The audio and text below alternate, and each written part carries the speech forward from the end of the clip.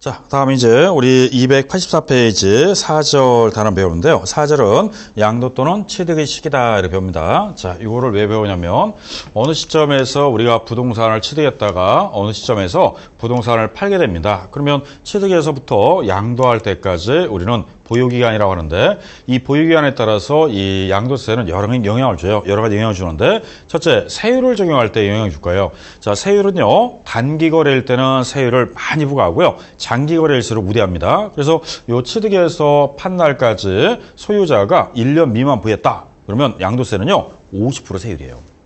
1년 이상 2년 미만이다. 40%입니다. 2년 이상이다. 그럼 6에서 38% 이렇게 세율에 영향을 주기 때문에 보유기간은 세율을 따지기 위해서 언제 사서 언제 팔았냐 이걸 정해야 되고요.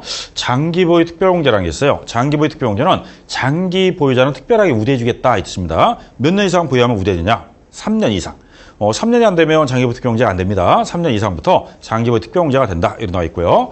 그 다음 비과세 감면 적용할 때 비과세 그러면 우리 1세대 1류 때 2년 이상 보유하면요. 비과세가 있어요.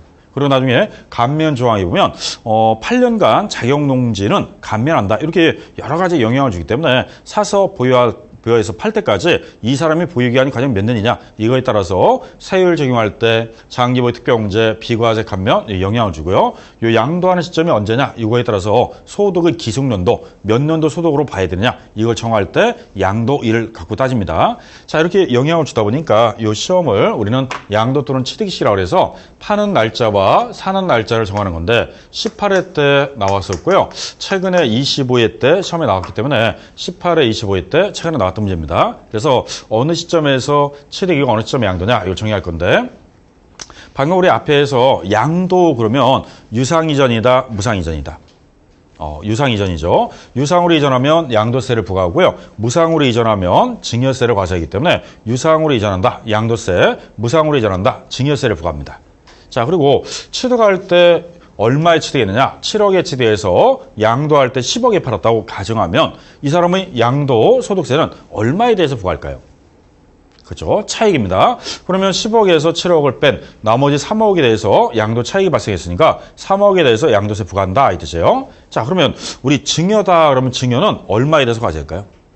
증여는요, 증여 당시 가격을 평가해서 증여세를 부과하기 때문에 이 증여세는 0이다 그러면 안 돼요. 무상이라고 0 그러면 안 되고 증여 당시 가격을 평가한 게 증여세 가격이 되겠습니다. 자, 그래서 우리가 양도는 유상이전만 양도지 무상이전은 양도가 아니다 그랬고요. 자, 처음에 취득할 때 유상으로 취득해서 유상으로 팔 수 있어 없어요? 있죠. 내가 돈 주고 7억에 주고 사서 10억 받고 팔았다. 양도 차익이 3억이니까 3억에 대해서 과세하겠다. 이런 뜻이에요. 대신 무상 취득도 있어요. 무상에는 원인이 사망 이후에 상속받았다. 그럼 상속인이 상속받을 때 이 재산을 평가한 게 7억이다. 이 7억을 평가해서 상속인이 상속세를 냈다면 그게 취득가액이 돼요. 그러면 이 사람도 무상이라고 해서 0으로 따지면 안 되고 상속을 받았을 때 상속인들이 상속재산을 평가하게 돼 있어요. 평가해서 요거를 신고했는데 요 7억이 됐다. 그러면 7억이 취득가액이 됩니다. 그러면 상속인도 7억에 나중에 상속세를 냈고요. 팔았을 때 10억이 팔았으니까 양도 차익은 3억이 되는 거예요. 자, 그 다음에 증여를 받았다. 증여를 받은 사람이 7억에 증여받아서 나중에 팔 때 10억이 팔았다. 마찬가지로 양도 차익은 3억이 돼요. 그래서 양도세 과세하고 자, 만약에 신축을 했는데 여기 나오는 7억의 건축비가 들어갔다. 이 건축 원가가 취득가액이 되고요. 나중에 팔았을 때 10억에 팔아서 이익을 3억 받다. 그러면 양도세를 3억에 냅니다. 그러면 유상으로 취득해서 유상으로 팔든 무상으로 취득해서 상속과 증여를 받아서 나중에 유상으로 팔든 아니면 신축을 해서 유상으로 양도하든 결론은 양도하는 시점은 유상이전이에요. 그러면 원인이 취득 원인이 유상이다. 상속받았다. 증여받았다. 신축을 할 때는 각각 취득 날짜가 있고요. 양도할 때도 양도 날짜가 있기 때문에 이 기간을 정해서 우리는 보유기한을 따질 거예요. 자, 그럼 요거를 교재를 보면 이렇게 나와 있습니다. 284페이지. 자, 부동산 등의 거래는 매매 계약을 체결하고요. 중도금을 지급, 잔금 지급, 소유권 이전, 등기 등의 과정을 거친다. 이러한 거래 과정 중 어느 시점을 양도 또는 취득의 시로 보는가에 따라 양도소득의 기속연도, 기속연도는 몇 년도 소득이냐 이걸 따지고요. 장기보유 특별공제 몇 년 보유했느냐 이거에 따라서 장기보유 특별공제가 되고요. 세율 적용에 필요한 보유기간의 계산, 비과세, 감면 요건 등의 내용에 상당한 영향을 주기 때문에 매우 중요하다 이렇게 나와 있습니다. 자, 그래서 우리가 이 여러 가지를 따져야 되기 때문에 보유기간은 언제부터 언제까지냐 이걸 따지는 거예요. 자, 첫째. 유상으로 취득해서 유상으로 팔면요. 일반적인 매매라고 하는데, 자, 우리 매매 등 일반적인 거래는 원칙이 있고 예외가 있습니다. 순서를 보면 이렇게 돼 있죠. 처음에 계약을 체결하고요. 중도금 주고 잔금을 줬습니다. 그리고 이제 소유권 이전 등기 과정을 거쳤다. 자, 이 거래 과정 중 매매 날짜가 있는데, 우리는 매매 날짜가 언제일까요? 잔금일입니다. 잔금일. 그래서 우리 잔금을 주고받으면 사는 사람은 요날 취득일이고요. 파는 사람은 요날 양도일인데 세법에서는 등기가 아니라 잔금일이에요. 잔금일. 그러면 잔금일인데 어떤 잔금이냐에 따라 두 가지가 있습니다. 우리 전에 취득세에서는 매매계약상 잔금 날짜가 있고 실제 돈을 주고받는 날을 사실상 잔금이라고 하는데 양도세에서는요. 사실상 잔금이 중요할까요? 매매계약상 잔금이 중요할까요? 사실상이죠. 왜냐면 사실상 내가 돈을 받아서 내 주머니에 이렇게 돈이 들어가야지 소득이 있는 거지. 아무리 약속을 했는데 일주일째 이행이 안 된다. 그럼 아무 소득이 없는 거예요. 그래서 여기서 말하는 잔금은 양도세는 대금 청산일인데 이 대금 청산일은 실제 돈을 주고받은 날을 말하는 거지. 매매계약서상 약정된 해자가 아니다 이때요. 그러면 매매계약서보다 앞당겨 받건 늦게 받았던 실제로 주고받은 날을 대금 청산일로 한다. 이렇게 나와 있습니다. 자, 이게 원칙 대금 청산일 이렇게 표현하고 있어요. 자, 예외는요. 계약을 맺고 중도금 주고 잔금 주는 게 맞아요. 근데 항상 이 중도금 다음에 잔금만 오는 게 아니라 선등기라고 그래서 등기가 빨리 올 수도 있어요. 자, 그러면 우리 물권 변동이 된 거죠. 등기가 잔금보다 더 빨리 올 수도 있습니다. 전에 우리 취득세 배울 때 등기를 매수자가 원할 때는 대출 관련 때문에 빨리 원할 수 있고 매도자가 등기를 빨리 원하는 거는요. 세금 문제 때문에 빨리 올라갈 수 있다. 대표적으로 양도세라든지 또는 나중에 뭐 재산세 6월 1일 전후해서 등기를 먼저 해주는 조건도 있어요. 그러니까 잔금 다음에 꼭 등기가 오는 게 아니라 잔금 전에 등기가 먼저 올 수 있다. 자, 이때는 등기 등록 접수일 또는 명의 개소일을 취득일로 한다. 이렇게 나와 있습니다. 그래서 등기가 빠르면 등기 등록 접수일로 명의가 빠르면 명의 개설로 하는데 이 명의 개설일은요. 주식 때문에 쓴 거예요. 부동산은 등기 등록할 수 있는데 주식은 등기할 수 없는 물건이기 때문에 주주 명부에 기재한 날을 명의 개설이다 이렇게 표현합니다. 자, 그러면 이제 이때 등기가 선등이 되면 빠른 거예요. 우리 세법을 항상 그랬어요. 취득 날짜, 양도 날짜는요 빠른 거랍니다. 왜냐? 빨리 취득하고 빨리 양도해야지 취득세는 빨리 내고 양도세 빨리 내요. 그렇기 때문에 세법에서의 특징은 날짜를 정할 때는 늦은 날 없어요. 빠른 날인데 오늘도 여러 가지 말 들어보면서 빠른 날을 많이 쓸 겁니다. 자, 그래서 이때 등기 잔금보다 등기가 빠랐으면 등기 등록 접수일 또는 명의 개설을 한다 이렇게 나와 있습니다. 자, 그리고 잔금 청산일이 불투명하다. 실제 돈을 준 날이 불투명하다. 이러면요. 이때에도 마찬가지로 등기 등록 접수일인데 두 가지 경우에 닿습니다. 대금 청산일이 불투명하다. 이 말도 등기 등록 접수일을 쓰고요. 대금을 청산하기 전에 소유권 이전 등기 등록했다. 이때도 등기 등록 접수일을 씁니다. 오히려 예외를 더 잘 내요. 18회 때, 25회 때요. 예외 두 개를 다 냈어요. 그래서 오히려 원칙보다도 이 지금 나와 있는 예외를 일반적인 경우는 더 잘 내기 때문에 이 등기 등록 접수일이다, 명의 개설이다 꼭 보셔야 됩니다. 자, 그러면 이제 이렇게 해서 우리 유상, 매매 등 일반적 거래인데 자, 요거를 책을 읽어보고 또 정리를 해보도록 하죠. 자, 284페이지 보니까 양가로 1번 원칙, 대금 청산일 이렇게 나와 있습니다. 자산의 양도 차익을 계산할 때 그 취득 시기 및 양도 시기는 대금을 청산한 날이 분명하지 아니한 경우를 제외하고는 해당 자산의 대금을 청산한 날로 한다. 그 대금 청산일이 불분명하지 않은 이상은 대금 청산일이 원칙이다. 이런 뜻이에요. 다만 단서예요. 이 경우 자산의 대금에는 해당 자산의 양도에 대한 양도세를 양수자가 부담하기로 약정한 경우에는 해당 양도세액을 제외한다. 이렇게 나와 있습니다. 자, 요거를 좀 해석해 드리면 무슨 말이냐 이런 뜻이죠. 갑이라는 사람이요. 을한테 토지를 팔려고 합니다. 이 토지가 10억짜리 땅이에요. 그러면 갑이라는 사람은 팔았으니까 매도자가 되고요. 을은 샀으니까 매수자가 되겠죠. 자, 그러면 이제 요거 부동산을 거래한 갑은요. 나중에 양도소득세를 내야 됩니다. 그리고 매수자는 취득했으니까 취득세를 내겠죠. 그러면 양도자, 매도자는 양도세를 내면 되고 매수자는 취득세 내면 돼요. 각각 자기가 내야 될 세금을 내야 됩니다. 자, 근데 양도세가 예를 들어 1억이 나온다고 가정하겠습니다. 자, 1억이 나왔다. 그러면 1억 때문에 매도자가 파는 거를 안 팔 수도 있어요. 즉, 토지를 10억에 받아서 파는 건 좋은데 양도세 1억을 내야 되겠다. 너무 부담되니까 안 팔려고 그래요. 근데 매수자는 이 땅을 꼭 사야 돼요. 왜냐면 인근 땅을 다 샀는데 여기 아직 안 사져가지고 여기다 건물을 못 짓고 있어요. 근데 이 땅이 반드시 필요해요. 그러면 요 매수자가 고민하다가 그럼 내가 부담할 테니까 서로 거래하자. 그래서 거래가 성립될 수도 있어요. 자, 그러면 날짜를 보니까 계약 날짜가 있고요. 그 다음에 이제 중도금 날짜가 있고 잔금 날짜가 있어요. 그러면 매매에서 계약금, 중도금, 잔금까지 다 갔습니다. 자, 그러면 이게 총 얼마가 되느냐? 이 총 얼마가 되냐면 10억이 되겠죠. 자, 10억. 그러면 이제 잔금을 준 날이 예를 들어서 3월 15일이라고 가정하겠습니다. 잔금을 줬다. 그러면 3월 15일 날 잔금을 줬는데 이 사람이 이제 따로 부담을 해주기로 했어요. 그래서 양도세를 이제 5월 15일 날 2달 있다가 양도세를 부담해줬습니다. 그럼 양도세 부담한 날짜는 5월 15일이에요. 1억을. 그러면 이때 매매 날짜에서는 양도세를 포함하지 않고 원래대로 대금 청산일이 매매일이지 양수자가 양도세를 따로 부담했다고 해서 이 날짜까지 인정해주는 않는다 이 뜻이에요. 그러면 원래대로 3월 15일 날 잔금 청산일을 매매를 하겠다 이런 내용입니다. 자, 그래서 거기 나오는 게 양도세를 제외한다 이 말은 이 날짜는 반영하지 않고 원래대로 대금 청산일이다 이런 뜻입니다.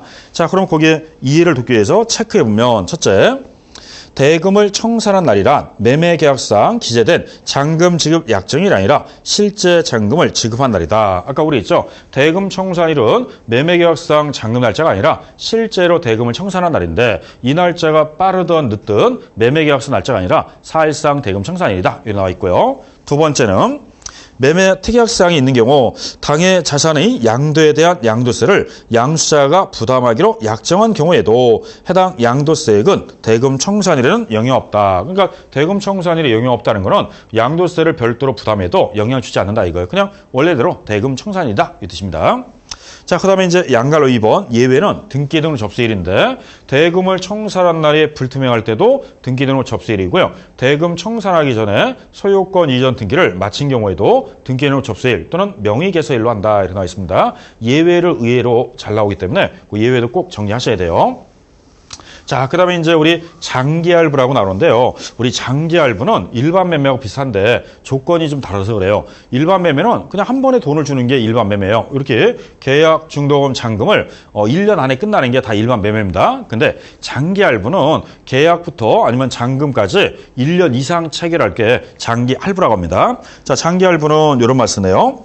장기할부 매매란 소유권 이전, 등기, 접수일, 인도일 또는 사용수일 중 빠른 날로 한다. 우리 장기할부는요, 셋 중 빠른 날 이렇게 표현합니다. 자, 장기할부의 뜻은요, 1년 이상 기간이 돼야 되고 할부는 2회 이상 분할 지급이에요. 그 두 가지가 조건이 맞아야지만 장기할부고요. 만약에 6개월에 3회 분할 그러면 장기할부라고 안 해요. 그냥 일반 매매로 갑니다. 그리고 8개월에 4회 분할 그러면 일반 매매예요. 반드시 1년 이상이 돼야 되고 할부 기간은 2회 이상 분할. 이게 전제 조건이 장기 할부라고 합니다. 그럼 셋 중 빠른 날이에요. 세법은 늦은 날 없다고 그랬어요. 빠른 날인데 만약에 상대방한테 내 소유권을 넘겨준 날에 빠르면 소유권 이전 등기 접수일이고 아니면 물건을 넘겨준 날에 빠르면 인도일이고요. 상대방이 물건을 쓰기 시작한 날이 빠르면 사용 수익일인데 세 가지 중에서 가장 빠른 날을 매매 날짜로 하겠다. 이렇게 나와 있습니다. 이걸 장기 할부 매매라고 그래요.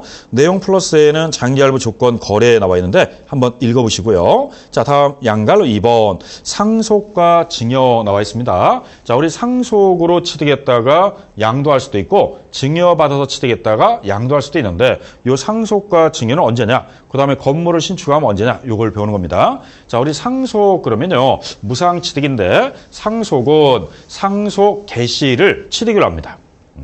돌아가신 날짜가 상속받은 날짜니까 상속인 입장에서는 상속개시일이 취득일이다. 그 다음에 유언에 의한 증여를 받는 사람이 있어요. 유증이라고 하는데 유증도 상속개시일을 취득일로 합니다. 자, 그 다음에 증여, 우리 증여는요, 계약 날짜가 있고 증여받은 날짜가 있는데 이 두 가지 중에서 양도세는 어느 날 쓰냐? 증여받은 날을 쓰고요. 취득세에서는 전에 계약일이다 이런 말 씁니다. 그래서 증여받은 날, 계약일 어떤 걸 쓰느냐? 요거에 따라서 잘 이해해 주셔야 돼요. 자, 그러면 취득세에서 물어보면 증여는 계약일 이게 정답이고요. 양도세에서는 증여받은 날 이렇게 표현합니다. 자, 증여받은 날은요. 등기 등록을 하는 거는 등기 등록일이라고 해요. 그래서 증여받은 날 이렇게 표현합니다. 자, 그래서 거기에 보면 상속과 증여 나와 있고 상속은 상속 개시일, 증여는 증여받은 날 이렇게 나와 있습니다. 그리고 두 번째 증여받은 날의 의미 보면 체크에 동그라미 1번 권리 이전이나 그 행사에 등기 등록을 요하는 재산에 대해서는 등기 등록을 한다. 다만 민법 제187조의 규정에 의한 등기를 요하지 아니하는 부동산, 뭐 대표적으로 등기를 요하지 않은 부동산은 상속받은 거, 공용, 판결 아니면 뭐 여러 가지죠. 그런 것들이 부동산 취득에 대해서는 실제로 부동산 소유권을 취득한 날로 한다 이렇게 나와 있습니다. 자, 2번, 1번 외의 재산에 대해서는 인도한 날 또는 사일상 사용일 이렇게 표현하고 있어요. 이 날을 우리는 증여받은 날 이렇게 쓰고요. 취득세에서는 같은 말을 계약일이다 이렇게 써야 돼요. 자, 그다음에 자가건설이라고 그랬어요. 우리 자가건설은 건축법에 따라서 건물을 건축하는데 이 땅에다가 건물을 신축하려고 그래요. 그러면 착공이 들어가서 언젠가 건물이 완공이 되겠죠. 그러면 건물주가 어디 가서? 시군구 가서 이 건물을 뭐 내달라고 그래요? 허가 내달라, 준공검사 내달라 이 뜻이죠. 그러면은 나중에 건축법에 따라서 준공검사가 나오는데 그날을 사용승인서 교부일 이렇게 표현합니다. 사용승인서 교부일이 준공검사하고 똑같다 이렇게 생각하면 돼요. 허가받은 날이다 이 뜻입니다. 이 날이 취득일이에요. 대신 준공검사 이 날이 취득일로 하되 그 전에 건축주가 원해서 임시사용 승인을 받으면 임시사용 승인이라고 하고요. 그 전부터 사일상 사용하면 사일상 사용일이다 이렇게 나와 있습니다. 결론은 세법은 늦은 날이 없어요. 빠른 날이라고 했습니다. 원칙은 건축법에 따라 사용승인서 규물날이 원칙인데 그 전에 임시사용 승인을 받으면 요 날이 되고요. 사일상 사용일이 빠르면 요 날로 하겠다 이 뜻이에요. 다만 무허가는 건축허가를 받지 않았으니까 언제나 사일상 사용일을 취득을 한다 이렇게 나와 있습니다. 이렇게 우리 취득세에서는요. 이렇게 해서 날짜를 정하는 거예요. 양도세 마찬가지입니다. 취득 날짜. 자, 그 다음에 네 번째는요. 점유 시효 취득이라고 하는데 타인 부동산을 무단 점유했어요. 평원 공연하게 몇 년? 20년이죠. 시효가 완성이 됐어요. 완성함으로써 나중에 점유자가 등기를 합니다. 그럼 민법상 취득권 인정받아요. 그럼 민법에서는 등기를 취득일로 본다면 요거를 점유자가 취득권을 인정받았으니까 팔 수 있기 때문에 양도세를 내야 돼요. 그럼 양도는 요 날이 되겠습니다. 그러면 이때 양도했는데 그러면 취득일이 언제냐 이거 따졌을 때 어디 가서 취득을 할까요? 자, 만약에 등기 날짜로 하면 요 차익만큼만 양도세 내야 돼요. 시효 완성일로 하면 요만큼만 차익만 양도세 내야 됩니다. 그리고 점유 개시로 하면 맨 앞으로 소급하는데 자, 양도세를 많이 부과해서 맨 앞에 나오는 점유 개시를 취득을 해요. 그 이유가 뭐냐? 이 무단 점유자는요. 이때부터 점유해가지고 팔 때까지 막대한 이익 받는데 세금을 요만큼만 내라, 요만큼만 내면 혜택 주니까 안 되죠. 점유 개시일이 취득 시기가 됩니다. 그리고 민법에서는 등기일이라고 하고요. 세법에서는 점유 개시일 이렇게 표현합니다. 그리고 같은 말을 취득세에서 쓸 때는요. 시효 완성이라고 써요. 그러니까 세목마다 법률마다 다 틀리기 때문에 어느 말을 쓰느냐 그거 잘 기억해 주셔야 돼요. 자, 요거 18회 때 나왔을 때 이게 정답이었는데 자, 문장을 보면 요겁니다. 20년간 소유 의사로 평온 공연하게 부동산을 점유한 후 등기함으로 인하여 소유권을 취득하는 경우는 해당 부동산, 요까지는 우리가 민법 조항이고요. 해당 부동산의 점유를 개시한 날을 취득 시기로 한다. 이거는 세법이 정해요. 그러니까 민법에서는 등기한 날을 취득을 한다면 양도세는 시행령에는 점유 개시한 날, 이 날을 취득일로 본다. 이게 점유 시효 취득입니다. 자, 그 다음에 다섯 번째 수용되는 경우 나와 있는데요. 수용은 셋 중 빠른 날이라고 생각하면 돼요. 자, 수용은 공치법에 따라 수용당하면요. 내가 소유권을 마지막 이 돈을 받는 날이 있어요. 그러면 보상금이라는 걸 한 번에 받을 수도 있고 나눠 받을 수 있으니까 가장 마지막에 받은 날을 대금 청산일이라고 그래요. 그 다음에 수용유연에서 수용을 하겠다고 정한 날을 수용 개시일이라고 합니다. 그리고 여러분들의 부동산 소유권을 수용 측에다 넘겨준 날을 소유권 이전 등기 접수일인데 그 시중 빠른 날 이렇게 표현합니다. 그래서 수용도 시중 빠른 날 요거 25회 때 정답이 요거 있는데 사업 인정 고시일 그게 틀렸어요. 이것도 시중 빠른 날 이거 써야 돼요. 자, 다만 단서는 작년 2월 3일 날 신설했는데 소유권에 관한 소송으로 보상금이 공탁된 경우에는 소유권 관련 소송 판결 확정일로 한다. 이런 거 있습니다. 자, 우리가 수용위원회에서 수용하려고 보니까 A와 B가 지금 서로 분쟁이 붙었어요. 자기 땅이라고 주장합니다. 그러면 재판 결과가 언제 나올지 모르니까 수용 측에서는요, 그 보상금을 법원에다 공탁해놓고 이긴 사람이 찾아가라 이 뜻이에요. 그러면 두 사람이 열심히 공방해서 끝까지 재판해가지고 이긴 사람이 그거를 소송 판결 확정받으면 찾아가니까 소송 판결 확정일로 하겠다 이런 겁니다. 그 단서는 소송권에 대해서만 그렇게 쓰겠다 이 뜻이에요. 자, 그다음에 6번째는 미완성 미확정이라고 할 수 있는데 이런 내용이죠. 자, 첫 번째 우리가 아파트를 분양받았어요. 그 아파트 분양받으면 계약금 내고요. 중도금을 1차, 2차, 3차, 보통 5차나 6차까지 내요. 자, 그리고 이제 건물이 완공이 됩니다. 자, 완공 다음에 잔금을 내게 돼요. 그러면 건설회사는 이때 완공을 시켰으니까 원시 취득이 되고 잔금을 내면 분양자는 승계 취득이 돼요. 그러면 건설회사가 아파트를 공급하기 때문에 건설회사가 완공했다. 그게 원시입니다. 분양자는 승계예요. 전에 우리 취득세에서 말했지만 분양자는 원시 취득이 될 수 없어요. 다 무슨 취득이다? 승계 취득입니다. 그러면 여러분들은 마지막 분양자가 잔금을 내게 되면요. 그 전까지는 아파트 분양권이라고 그랬어요. 그런데 아파트 분양권을 잔금을 내면 목적물인 주택으로 바뀝니다. 그러면 이제 여기까지는 아파트 분양권이니까 이때 거래하면요. 분양권 전매고 이때 주택을 받아가지고 전매하면 주택이라고 합니다. 잔금을 내는 순간부터 주택이라고 그래요. 그럼 1세대 1주택 2년 이상 보유하면 비과세인데 그 2년 이상 보유가 요 날부터 2년 이상 보유해야지만 비과세 혜택을 줘요. 그리고 이 주택이라는 게 잔금을 안 내면 목적물을 인도받을 수 없으니까 잔금날이다. 이 잔금을 빨리 낼수록 취득일이 빨라지고요. 늦게 내면 늦게 취득하는 겁니다. 이렇게 본인이 분양자가 얼마나 빨리 잔금 내느냐 이거에 따라 취득 날짜가 달라지겠죠. 자, 다만 잔금을 앞에서 내는 사람이 있어요. 즉 무슨 말이냐? 완공도 안 되는데 미리 잔금 내는 사람이 있습니다. 그렇다고 해서 원시가 없는데 승계가 먼저 올 수는 없어요. 그럼 이런 사람은 기다렸다가 완공된 날을 취득일로 보겠다 이 뜻이에요. 그래서 미완성 미확정은요. 완공하기 전에 대금을 청산하면 승계 취득가 올 수 없으니까 기다렸다가 완공되는 날 취득으로 보겠다 이 뜻입니다. 그래서 미완성 미확정 이렇게 표현해요. 자, 이게 우리 완성되지 않은 건물에 대한 표현이다. 이렇게 생각하면 돼요.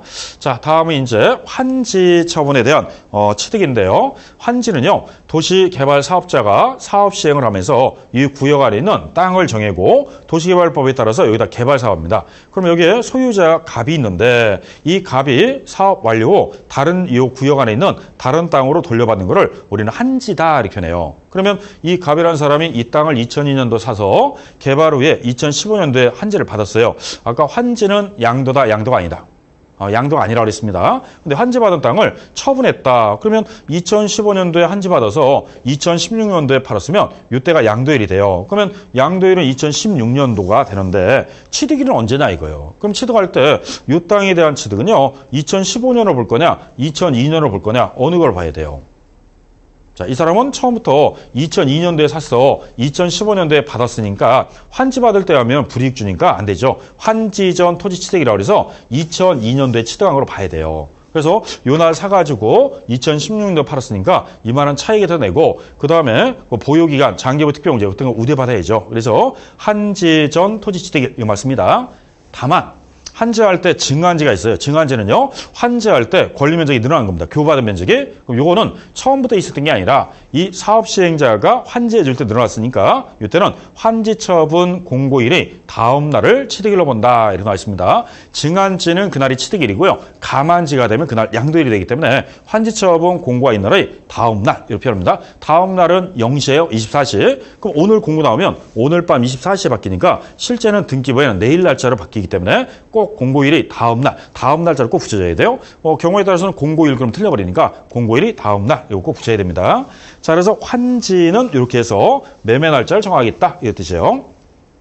자, 그 다음에 이제 8번째 주식은 참고로 읽어보시고요. 9번째 취득시기가 분명하지 않은 거 나오는데 요거는 먼저 취득한 자산을 먼저 양도한 거로 본다 이렇게 나오는데 법률을 말하면 선의선출법이라고 그래요. 자, 요거 취득시기가 불투명하다 요거는요 사실 주식 때문에 쓴 겁니다. 주식은 한 종목만 여러 번 취득하다 보면 취득 가격이 구분이 안 될 수 있습니다. 그러면은 요게 우리가 취득시기가 불투명하기 때문에 먼저 취득한 주식을 먼저 판 거로 본다. 일종의 선의선출법이다 이렇게 생각하면 돼요. 부동산은 취득시기가 불투명하다 이런 게 없습니다. 자, 그 다음에 기본 통칙에 따른 양도 또는 취득시기가 나오는데 기본 통칙까지 요구한 점은 거의 없습니다. 그래서 기본 통칙에 나와 있는 건 여러분들 한번 쭉 읽어보시면서 정리해 보시고요. 자, 그 다음에 3번에 보면 취득시기 의제라는 건데 의제는 우리가 간주한다 이런 말씀입니다. 자, 이 문장은 왜 배우냐면 양도세 계산에 있어 취득시기 결정은 취득가액의 산정, 장기보유 특별공제, 세율 적용 등에 중요하다. 특히 취득한 지 오래되는 부동산은 양도차액의 계산에 있어 상대적으로 불리하게 되므로 이러한 문제점을 해소하기 위해서는 의제 취득시기를 다음과 같이 정하고 있다라고 나와 있습니다. 자, 다음 페이지에 보면요. 토건부 기타 네 가지는요. 1984년 12월 3일 이전에 취득한 것은 85년 1월 1일 날 취득한 거로 본다. 본다는 건 간주한다는 겁니다. 그러면 토건부 기타 네 가지는요. 85년 1월 1일 날 취득한 거로 의제한다. 이렇게 나와 있고요. 자, 두 번째, 주식만 1년 늦어요. 86년 1월 1일 날 취득한 거로 본다. 이렇게 나와 있습니다. 자, 체크해보면 어떤 말이냐. 의제 취득일 규정은 취득가액 계산에 있어서는 물론이고 장기보유 특별공제, 기본 양도소득 사역산출 시에도 취득시기 의제가 그대로 적용되는 일반 규정이다. 이렇게 나와 있습니다. 자, 해석해드리면 이런 내용이죠. 만약에 어느 시점에서 취득했다가 어느 시점에서 양도를 했어요. 근데 취득할 게 1970년도에 취득해서요. 2016년도에 팔았다. 그러면 몇 년 만에 파는 거예요? 거의 46년 만에 팔았죠. 그러면 1970년도에 사서 2016년도에 팔았다면 46년 만에 팔았다. 그동안에 물가가 엄청난 변화가 있습니다. 자, 이 당시에 땅을 300만 원 샀어요. 근데 이번에 양도할 때 17억에 팔았습니다. 차이가 얼마일까요? 17억 마이너스 300만 원이에요. 16억 얼마 나오겠죠? 그죠? 그거까지 계산할 필요 없고요. 거의 17억이 다 차이입니다. 17억 큰 돈이에요? 작은 돈이에요? 큰 돈이죠? 그러면 300만 원은? 작은 돈 아니에요. 굉장히 큰 돈이에요. 왜? 1970년도에 300만 원이면 서울에 있는 아파트를 몇 채 살 수 있는 거예요. 지금 화폐 가치하고 다릅니다. 그러면 지금 17억만 크다 그러면 안 되죠. 지금 나오는 300만 원도 엄청난 큰 돈입니다. 자, 그러면 1970년도에 취득할 때 이 가격하고 2010년도에 양도한 이 토지하고 비교하면 화폐 가치가 전혀 안 맞아요. 물가 상승 때문에. 그래서 안 되겠다. 그러면 85년 1월 1일 가치로 평가해서 이 토지 가격이 그대로 가치가 상승해서 2억이었다면 이 처음에 취득한 가격은 무시하고 85년 1월 날 취득한 걸로 의제해서 이 둘 차익에 대해서만 세금을 부과하겠다 이 뜻이에요. 이게 우리 의제 취득인데 앞으로 부동산은요. 여러분들이 몇 년 전에 취득했든지 85년 전에 취득한 거는 다 85년 1월 1일 날 취득한 거를 간주해버려요. 그리고 앞으로 장기보유 특별공제, 세액산출할 때 다 여기부터 따지지 그 전부터 따질 필요는 없다 이 뜻이에요. 그래서 의제 취득시기는 간주 취득시기입니다. 그리고 요 전에 왔기 전에는 85년 오기 전까지는요. 77년도 1월 1일 그랬는데 지금 85년까지 왔어요. 참고로 만약에 2016년이 아니라 2026년도다. 그러면 앞으로 10년 후가 되겠죠. 그러면 이때 가면은 가치가 또 어떻게 돼요? 또 오르겠죠. 그럼 이것도 이동을 해서 다음에 이제 몇 년도로 취득한 걸 의지합니다. 뭐 90년도가 됐든 93년도가 됐든 95년도가 됐든 다음에 몇 년도가 되겠죠. 그래서 이렇게 폭을 좀 줄여주려고 하는 거예요. 양도 차익을 줄여주려고. 그래서 이 의제 취득시기는 뒤로 이동하고 있습니다.